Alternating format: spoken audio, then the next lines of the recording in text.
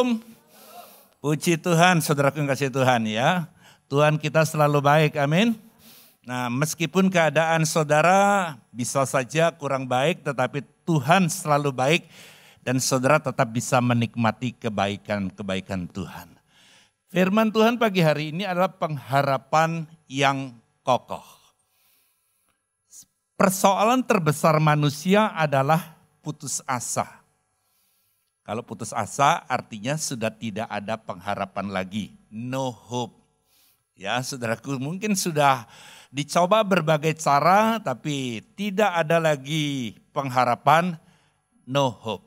Apa itu pengharapan? Pengharapan adalah keyakinan yang kuat untuk mendapatkan apa yang diinginkan. Pengharapan itu apa? Pengharapan adalah keyakinan yang kuat untuk mendapatkan apa yang diinginkan atau diharapkan. Ketika seseorang terbaring koma di ruang ICU, lalu dokter berkata sudah tidak ada harapan lagi. Tapi begitu mulai melek, matanya terbuka, mulai minta minum, padahal belum sembuh, sudah muncul ada pengharapan baru. Jadi saudaraku, meskipun si pasien belum sehat, belum bisa turun ke ranjang, ya begitu dia buka mata sedikit, ada pengharapan yang baru. Tapi saya mau katakan, pagi hari ini kita belajar dari seorang wanita, kalau saudara sudah lihat gambarnya, saudara bisa menerka saya akan bicara tentang apa. Sebelum ke sana kita lihat dulu ayatnya. Di dalam 1 Timotius pasal 4 ayat yang ke-10, itulah sebabnya kita berjerih payah dan berjuang, karena kita menaruh pengharapan kita kepada Allah yang hidup, Juru Selamat semua manusia, terutama mereka yang percaya. Saudaraku, pengharapan itu perlu diperjuangkan. Ya karenanya kita sebagai anak Tuhan jarang menggunakan kata semoga atau mudah-mudahan. Kita lebih banyak menggunakan saya percaya Pak, saya yakin Pak, saya imani Pak. Ya saudaraku, kenapa? Karena dibutuhkan sebuah kepastian atas pengharapan kita.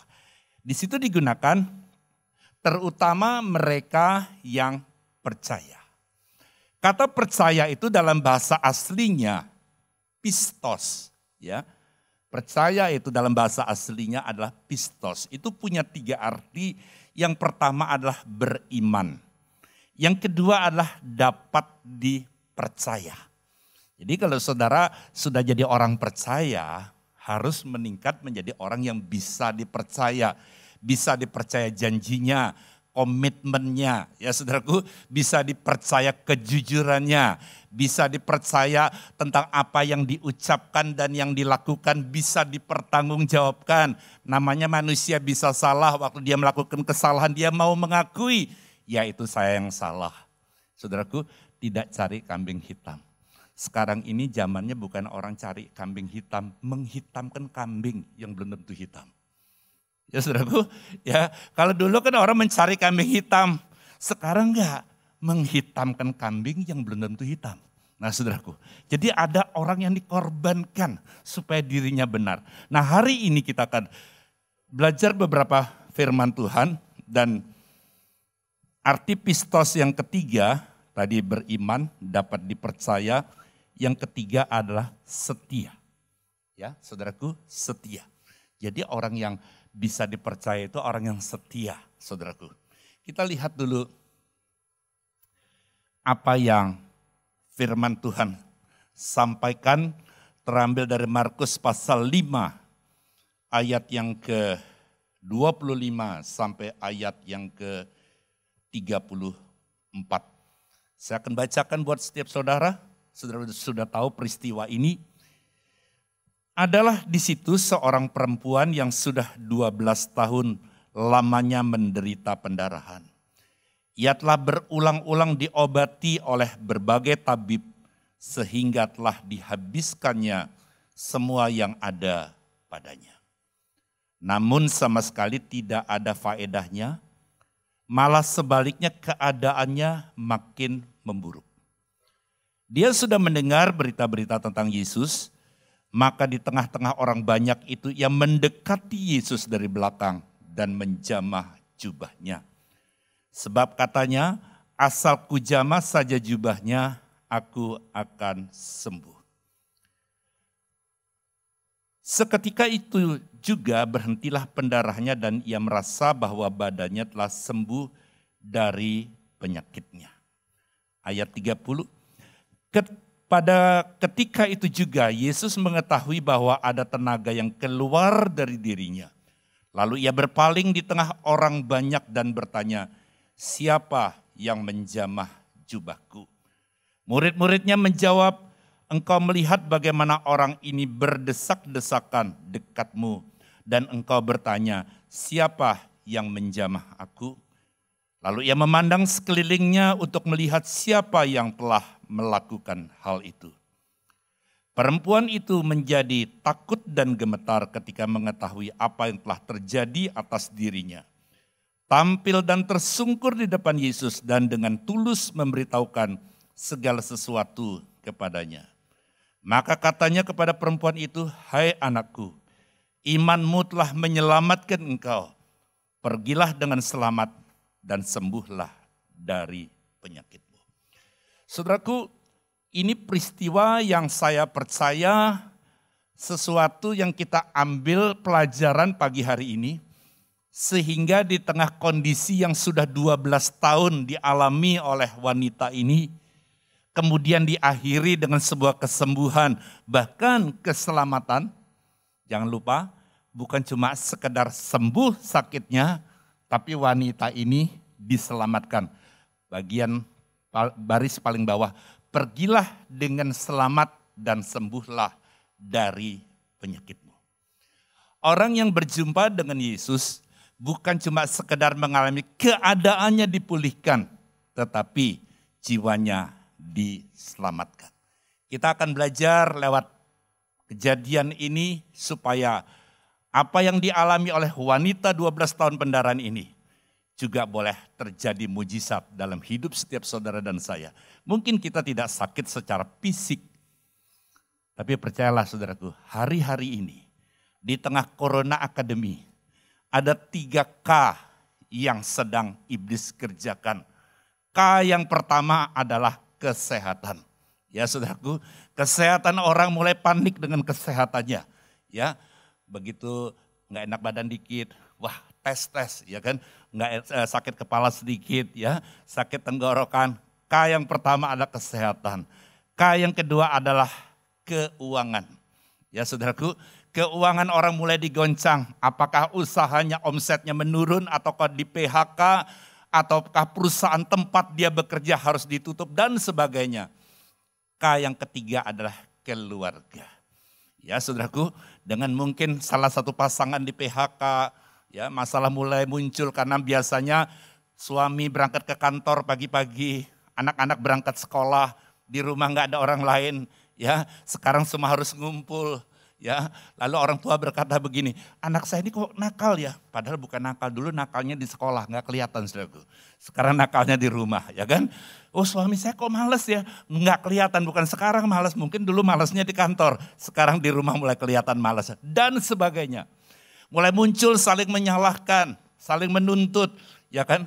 Dan mulai muncul. Nah hari ini apapun sedang menjadi pergumulan saudara, Tuhan yang sama, yang sanggup menyembuhkan wanita pendarahan 12 tahun, hari ini juga dia sanggup memulihkan dan menyembuhkan setiap saudara. Yang setuju bisa katakan amin. Hal yang pertama yang kita akan pelajari saudaraku,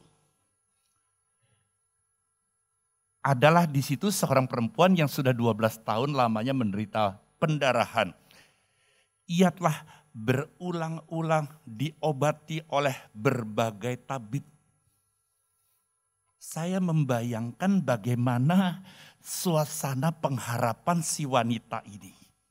Ya, dan saya coba melihat apakah wanita ini sudah menikah atau belum. Dalam kata perempuan ini bahasa aslinya digunakan kata goonai. Goonai itu artinya wanita yang sudah bersuami. Jadi Wanita ini mengalami pendarahan 12 tahun, kalau istilah zaman sekarang adalah kanker rahim. Ya, kalau istilah zaman sekarang, kanker rahim. Wanita ini sudah bersuami. Suasana bagaimana pengharapan? Mungkin dia sudah berobat. Waktu berobat tidak ada kesembuhan. Dia mulai drop, mulai putus pengharapan, mulai rasanya gimana, panik. Lalu temannya bilang, tenang aja, coba di kampung sebelah itu hebat loh. Tabibnya hebat, teman saya juga sakitnya kayak kamu sama. Kesana berobat sembuh. Mulai naik lagi pengharapan. Mulai naik lagi pengharapan. Mungkin dia bercerita pada suaminya, aku punya dapat informasi baru loh. Di kampung sebelah sana ada orang yang hebat. Mulai muncul pengharapan, berobat ke sana. Bayar biayanya, tebus resepnya. Ternyata enggak sembuh, turun lagi. Ya, lalu bilang, jangan di kampung di sana, di luar negeri. Berangkat ke luar negeri, biaya enggak masalah. Semangat mulai muncul lagi setelah berobat, enggak sembuh, turun lagi. Jadi kalau saya membayangkan, grafik pengharapannya itu naik turun. Tetapi saudara kasih Tuhan, persoalannya adalah apakah saudara yang sudah mencoba mencari jalan keluar, yang sudah mencoba menyembuhkan masalah yang sedang saudara hadapi. Kalau hari ini saudara seperti belum mengalami pemulihan, apakah saudara tetap punya pengharapan kepada Yesus? Pengharapan kita kepada Tuhan tidak boleh hilang. Bahkan Alkitab bilang pengharapan itu seperti jangkar sauh. Kapal kalau tidak ada jangkarnya waktu dia lagi sandar atau dia lagi berhenti, dia bisa hanyut dengan gelombang. Kalau tidak ada jangkar. Nah saudaraku, di sini dikatakan bahwa wanita ini berulang-ulang. Jadi hal yang pertama yang perlu saudara dan saya kerjakan adalah jangan putus asa di dalam mengharapkan pemulihan terjadi. Seringkali pengharapan kita itu kandas. Tadinya menggebu-gebu, tadinya semangat ketika kenyataan. Karena begini saudara, orang kalau dengar firman Tuhan semangat. Wah puji Tuhan pasti setelah keluar dari gereja, ketemu fakta di lapangan, kenyataan yang terlihat oleh mata kita. Kita mulai berpikir janji Tuhan sih oke, tapi kenyataannya kok begini ya. Nah pada saat seperti itu apa yang saudara mau pegang? Saudara mau pegang fakta yang sudah terlihat oleh mata, yang kata ahli berkata memang sudah seperti itu, dokter bilang ya memang gak ada obatnya, dokter bilang ya udah kasih makan yang enak-enak sudahlah, waktunya tidak lama lagi. Atau saudara pegang janji Tuhan bahwa selalu ada jalan keluar dan kesembuhan. Saudaraku, ini adalah sebuah pilihan di dalam hidup kita. Kita lihat lebih lanjut daripada wanita ini. Dia sudah mendengar. Roma 10:17, jadi iman timbul dari pendengaran. Dan pendengaran oleh firman Kristus.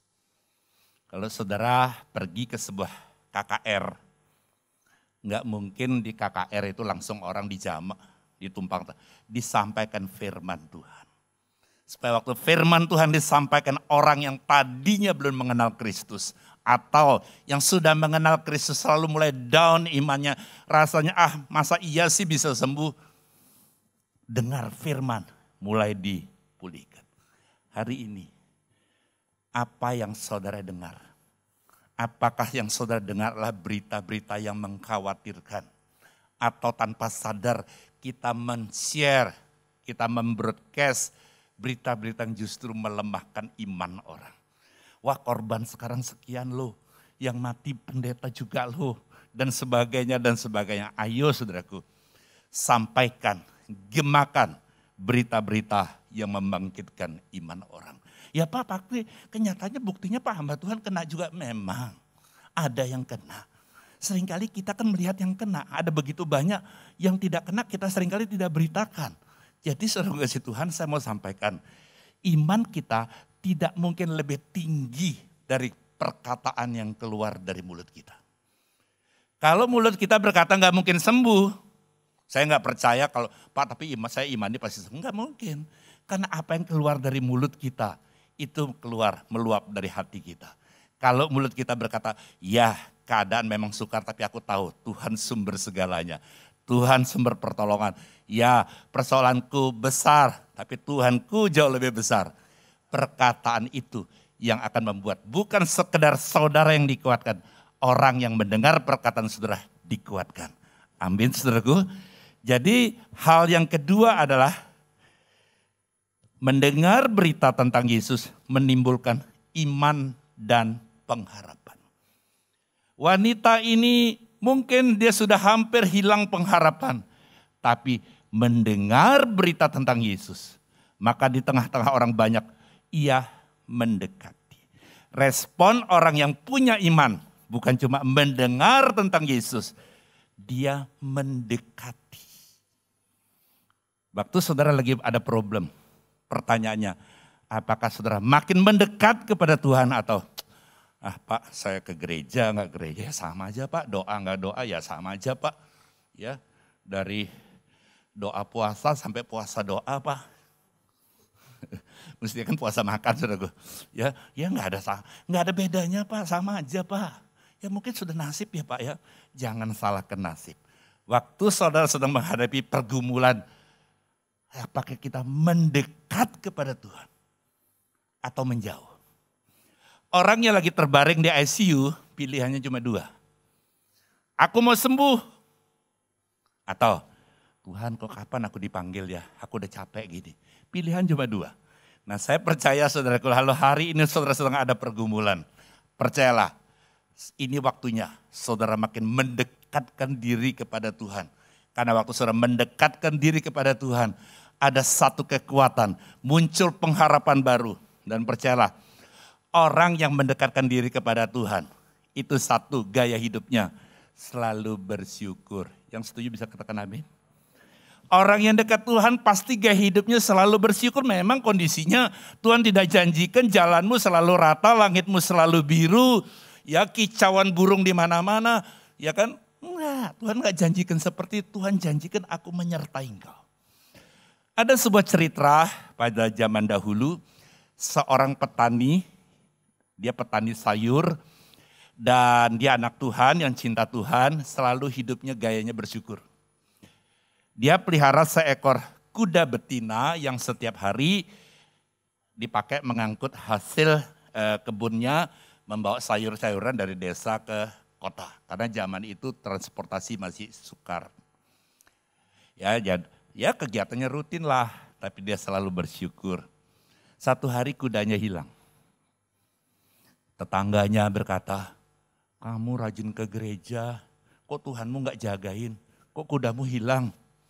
Ya dia bilang begini, Tuhanku tidak pernah merencanakan yang buruk. Kudaku boleh hilang, asal imanku tidak akan hilang. Aku tetap percaya Tuhan punya rencana di balik hilangnya kudaku itu. Lalu beberapa waktu kemudian, kuda itu membawa 2 kuda jantan ke rumahnya, kembali. Kenapa? Karena tempat tinggal si petani itu dekat dengan hutan, rupanya kuda betinanya itu masuk ke hutan, ya mungkin iseng-iseng jalan-jalan, kelamaan work from home mungkin ya. Lalu pulang balik lagi bawa kuda jantan 2. Inilah manusia, gampang memuji, gampang menghujat. Tetangganya, waduh ternyata kamu hoki ya, ternyata kamu wah luar biasa ya. Kudamu kembali, bawa 2 kuda baru lagi. Si petani ini, waktu disanjung dia tidak jadi sombong, waktu direndahkan dia tidak merasa dikecilkan. Dia tetap berkata, apapun keadaan aku percaya Tuhanku punya rencana yang lebih indah daripada rencanaku. Lalu, karena namanya kuda liar, tidak bisa dipakai, ya tidak bisa dikendarai, tidak bisa dimanfaatkan. Lalu si petani ini punya anak laki-laki. Coba untuk menjinakkan kuda jantan yang liar itu.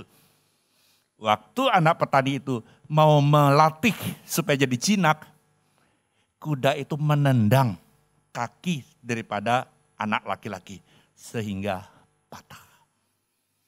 Kembali orang berkata, oh Tuhanmu gimana?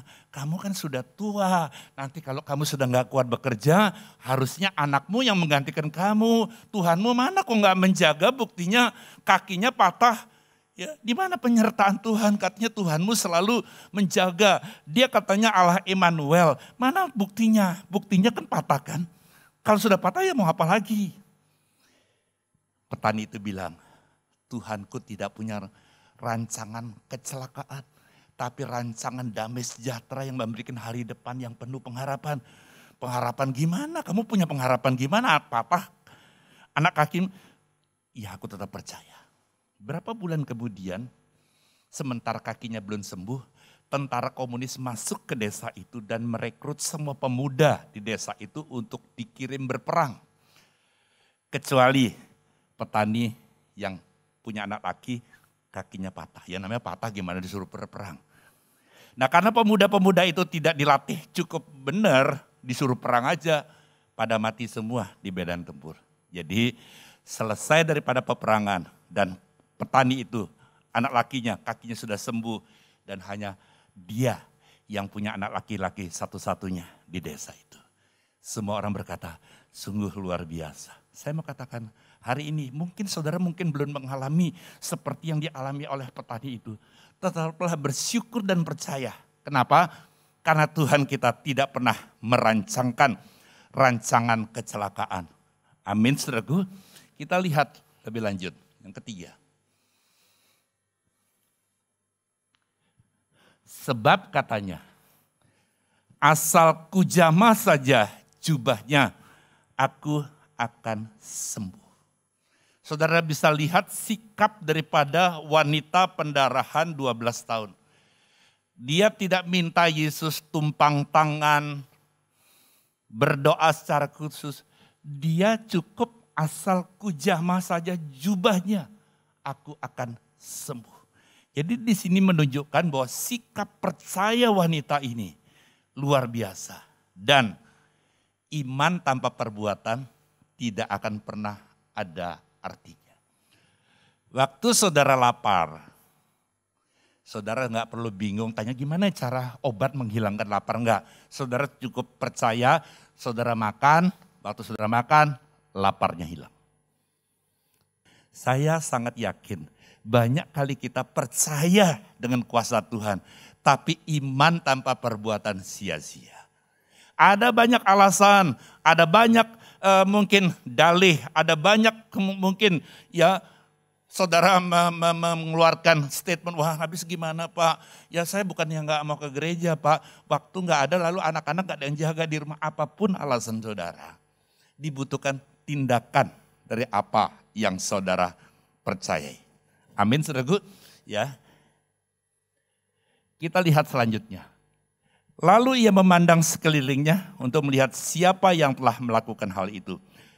Perempuan itu yang menjadi takut dan gemetar ketika mengetahui apa yang telah terjadi atas dirinya, tampil dan tersungkur di depan Yesus dan dengan tulus memberitahukan segala sesuatu kepadanya. Saudara bisa bayangkan, wanita ini bisa saja responnya takut dan sembunyi. Sama seperti Adam dan Hawa waktu makan buah yang dilarang Tuhan. Tetapi dia datang. Dan ada satu sikap hati yang penting. Ketulusan. Katakan bersama saya, tulus. Satu hari saya ketemu, ini terjadi kira-kira hampir 30 tahun yang lalu. Seorang bapak yang begitu dengan telaten menyuapin anaknya, yang masih waktu itu umur 1,5 tahun begitu. Sementara istrinya atau ibu daripada si anak itu sedang kuliah di luar kota. Lalu saya bilang sama bapak ini, aduh Pak, Bapak telaten ya ngurus anak. Luar biasa Pak, mamahnya gak ada, Bapak begitu. Dia bilang begini, Pak Thomas, ini seperti orang nanam pohon Pak. Sekarang kita rajin pelihara, nanti satu saat kita akan petik buahnya. Saya mau katakan, pelihara anak bukan investasi. Pelihara anak bukan investasi. Bukan saya sekarang biayai, nanti kalau saya udah tua anak saya harus balas sama saya. Itu namanya tidak tulus, pamrih. Kalau menurut saya, kita pelihara anak karena itu titipan Tuhan. Yang kedua, karena kita sayang pada anak kita. Kalau kita mendidik anak dengan baik dan membawa dia bukan takut papa mama tapi takut akan Tuhan. Percayalah, dia akan selalu ingat kepada orang tuanya. Yang setuju bisa katakan amin. Tapi kalau dari awal kita memelihara anak supaya nanti kalau kita sudah tua dia balas sama kita. Itu namanya pamrih, gak tulus saudaraku. Saya pelihara anak-anak yang beberapa orang di tempat kami itu yang lahir di luar nikah. Saya pelihara mereka dengan tulus, bukan nanti mereka balas kepada saya. Soal balas itu urusan mereka. Tapi waktu kita melakukan dengan tulus, percayalah. Suami mengasihi istri, istri tunduk pada suami kalau disertai dengan ketulusan. Saya sangat yakin dan percaya hadirat Tuhan akan ada dan kerajaan Allah akan hadir. Waktu kerajaan Allah hadir, di sana ada kesatuan hati. Waktu Tuhan melihat ada kesatuan hati, kesanalah Tuhan perintahkan berkat. Yang percaya katakan amin. Nah, saudaraku yang kasih Tuhan, saya sangat yakin dan percaya hari-hari ini ada satu hal yang membuat orang tidak lagi tulus. Ya, ada udang di balik batu, ada agenda tersembunyi, ada sesuatu. Tetapi kalau hari ini saudara tidak tulus, dialah firman ini menyadarkan kita. Kita harus tulus pada pasangan, tulus pada hamba Tuhan di tempat ini, tulus kepada Tuhan. Percayalah, orang yang tulus tidak mudah kecewa. Orang yang tulus itu selalu berbesar hati. Orang yang tulus itu tidak menuntut pamrih. Orang yang tulus selalu berkata apapun keadaan, aku lakukan seperti untuk Tuhan dan bukan untuk manusia. Tuhan memberkati.